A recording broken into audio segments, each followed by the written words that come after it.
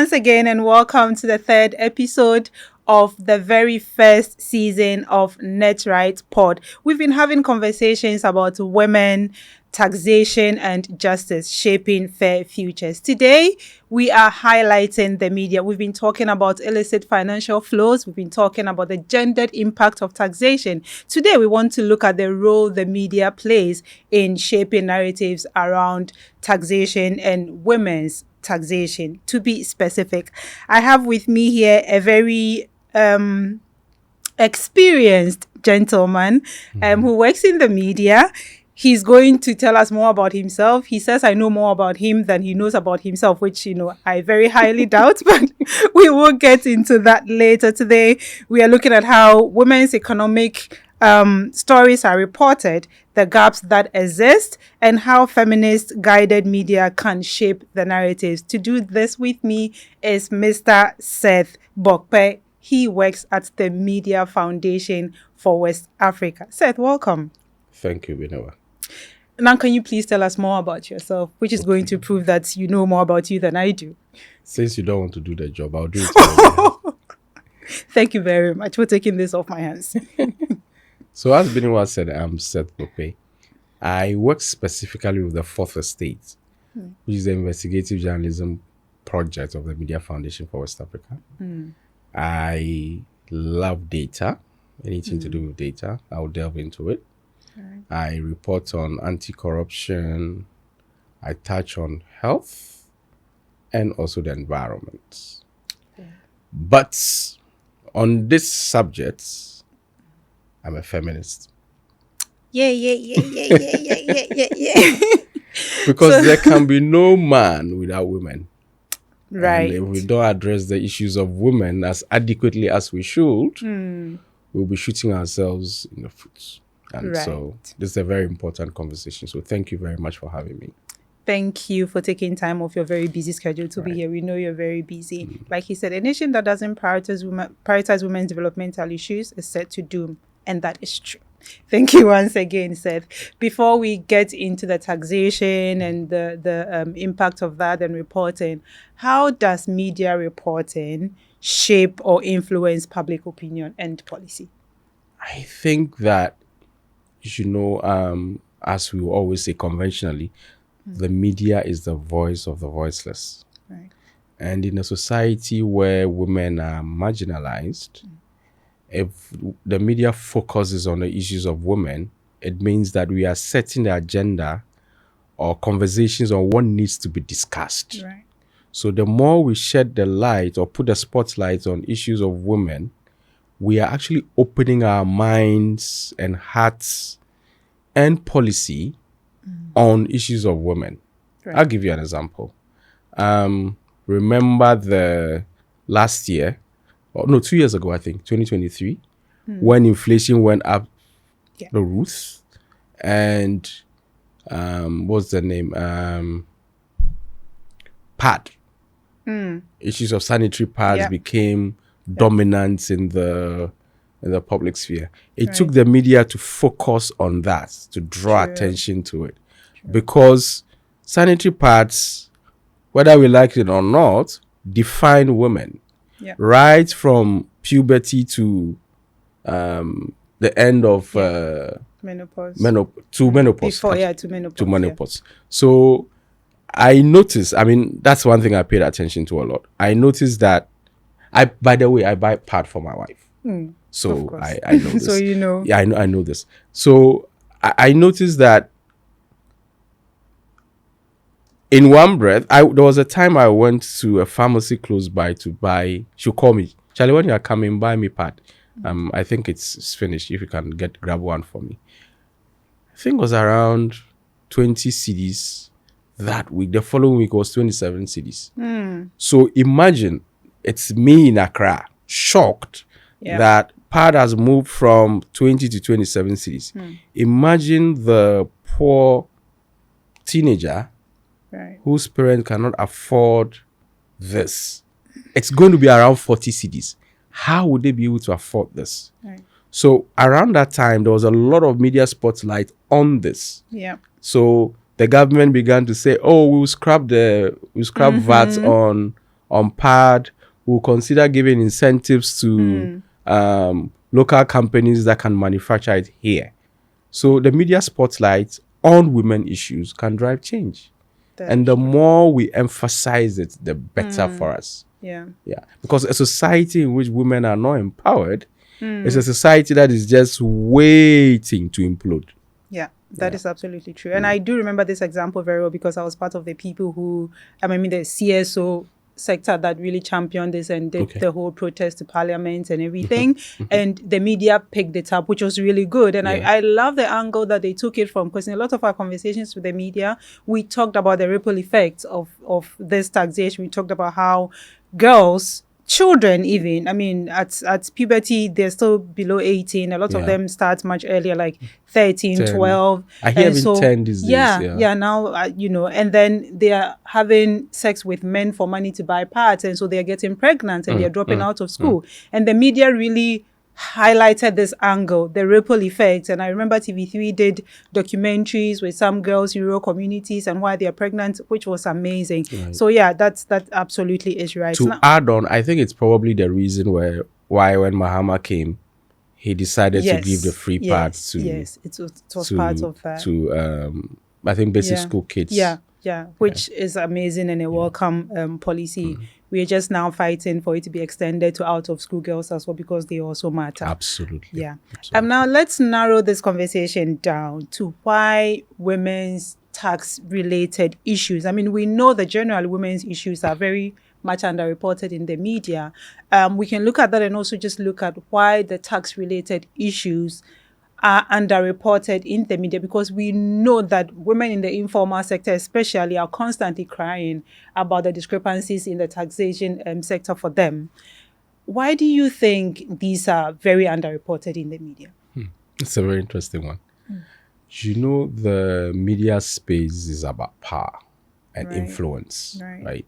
Now, in our various newsrooms, you will notice that men dominate the newsrooms. Right. And where men dominate the newsroom, the issues that count or matter, politics, religion, money, and to some extent to sensationalize it, sex.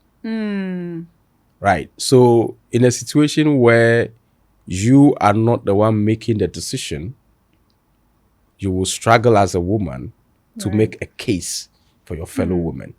Right. It will take deliberate effort and then editorial policy to run this. So, I have worked at Graphic for a while before joining the Fourth Estate. The Graphic has a dedicated page to gender issues. And that's awesome. Yeah. There's a gender editor, in fact. Yes, there's an editor for gender. So issues about women have a bit of a space. Even though they may not be on the front page, they are represented. Right. But unfortunately, in most of our media houses, it doesn't work that way. The airtime is divided between the adverts, which brings in the money, right, and the sensational topics I mentioned to you earlier, which brings in viewers. Viewers, exactly. Right. So that is basically the underlying factor. I know this is very spot on, and it's also very sad that we don't have more women representation in newsrooms. We know that media houses love to have women to be the newsreaders and the show hosts because they're pretty and people like to watch them. But where it really matters, we see that women's voices are missing. So we need more women in the newsrooms, so more women progressive in women. decision-making positions. Exactly. So you can have a newsroom where there are women, a lot of women, but they are down the ladder. Right. They do not count in the decision-making process. If it happens like that, you can't really have your voice heard. Yeah, that is true. More women editors. Exactly. That's the point. Right. I know you're an investigative journalist, and so you probably get into a lot of trouble around the work you do. We have seen the discourse. We've seen politicians and businessmen come after you, investigative journalists. How difficult is it for you as a journalist? What are the challenges you encounter covering tax justice issues? I think that the number one will be capacity. I mean, most journalists will tell you we fear numbers. I don't. I mean, I've overcome that fear. So capacity is number one. Two, it's also about taxation not being, in quotes, let me sound a bit misogynistic, sexy. Please don't be misogynistic. It's not sexy. Oh, okay. Well, that's not misogynistic. Yeah. You know, we always It's allowed. connote objectifying women. So Yeah. just being careful, being politically correct. So taxation is not a sexy subject. Yeah. I mean, so you wouldn't want to pay so much attention to it. But for me and my colleagues at the Fourth Estate who are investigative journalists, we know that taxes are very important. Right. And there are ways people avoid paying them. Right. There are ways people transfer taxes from one jurisdiction to the other to make profits out of them. So we are very conscious of that. Yes. And you were asking about why is it difficult? As I mentioned, What some of the capacity is challenges one. are. Right. I mean, if you don't understand the terms, the terminologies, the jargons, you wouldn't want to pay struggle. so much attention to it. So, bottom line, capacity. If you ask me, Right. most journalists and media houses in Ghana lack the capacity to report on it.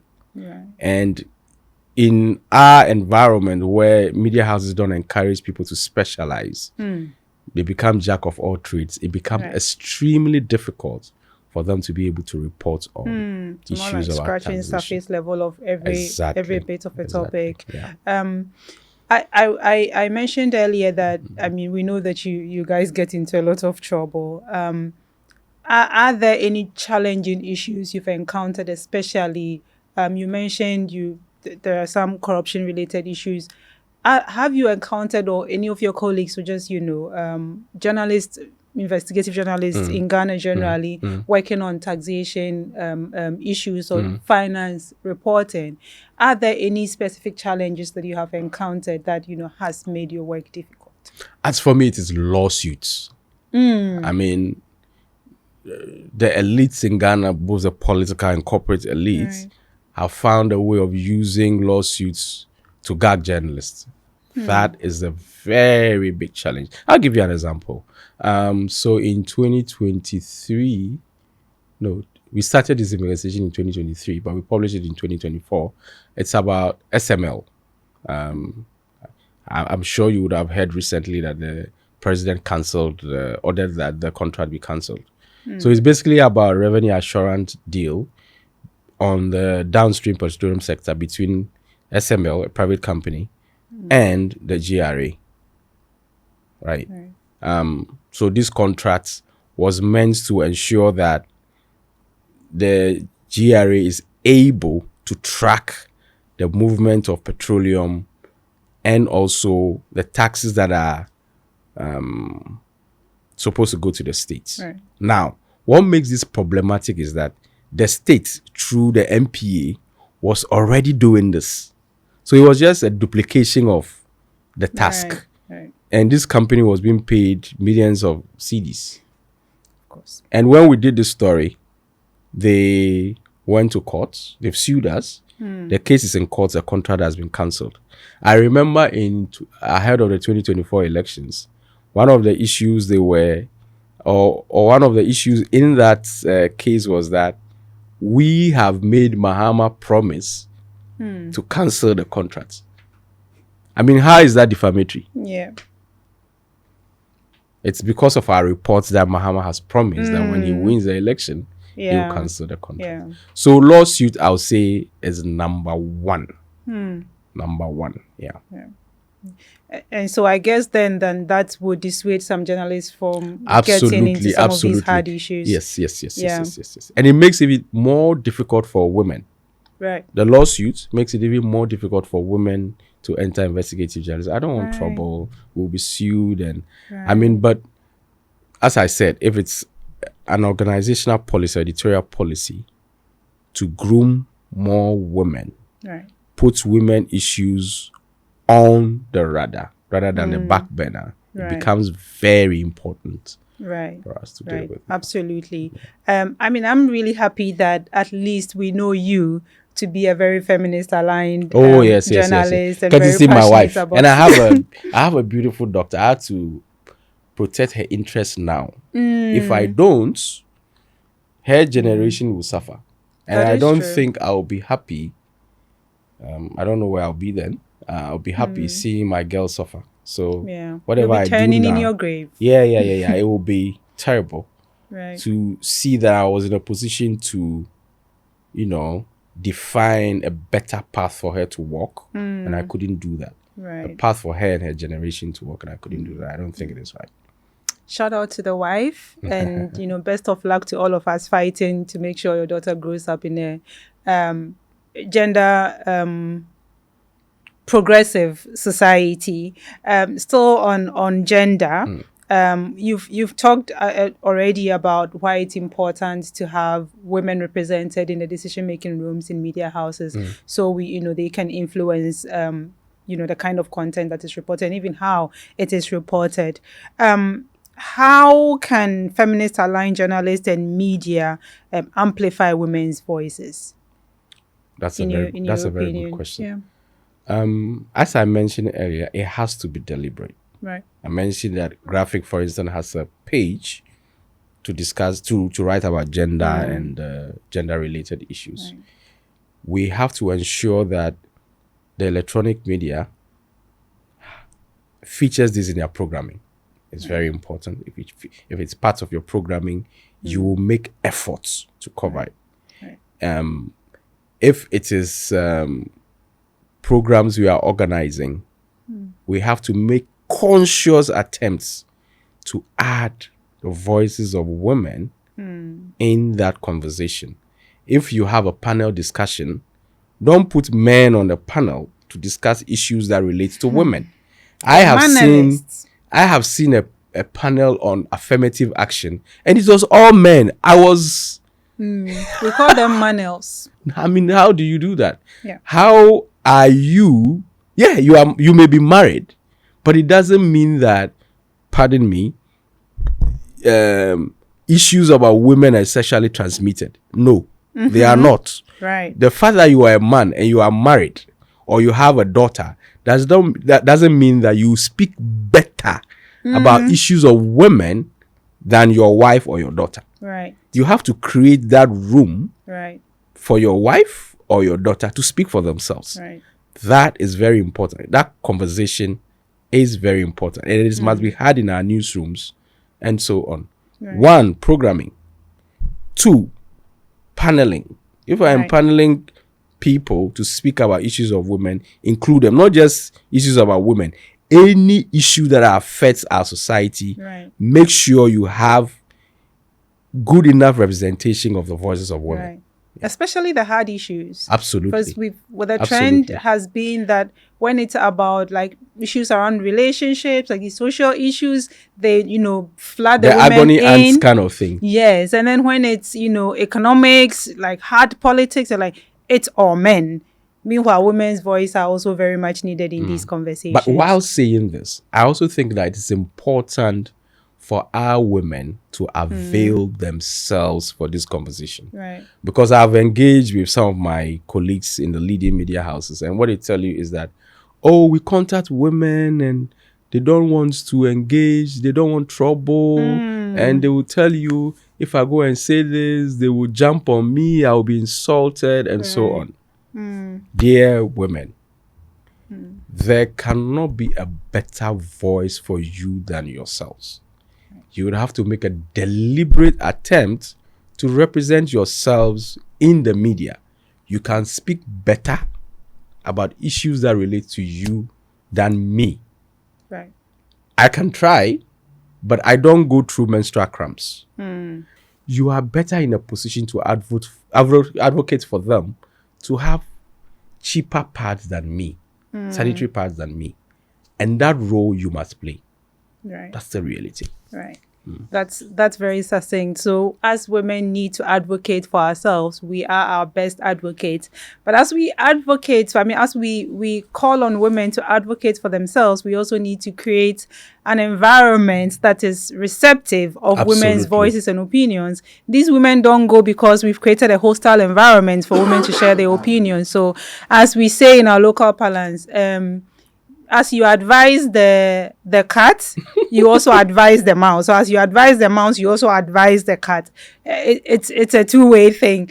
Thank you so much, Seth, for being with us. This has been You're a welcome. very enlightening conversation. I have been talking to Mr. Seth Bokpe, whose surname I feel like I'm murdering, but You got he it right. At assures me least your jaw is still intact, so you're fine. Thank you very much.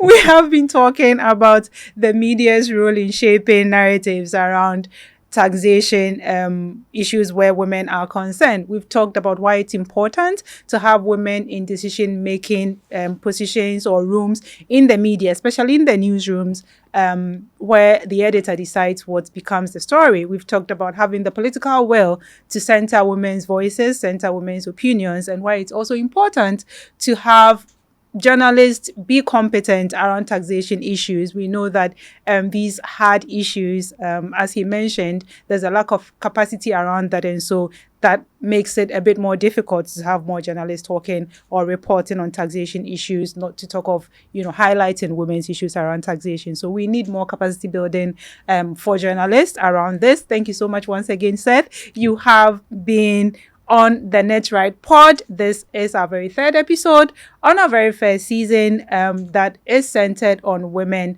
taxation, and justice, shaping fair futures. As always, you can join the conversation. Please get interactive with us. Share this conversation with your friends, with your family, and tell them to also share with their friends and family. My name has been Abena Benewa-Fosu. I have been your host. Interact with us on netright_gh on Instagram, at Netright on X, and Netright Ghana on Facebook. Stick around for our next episode.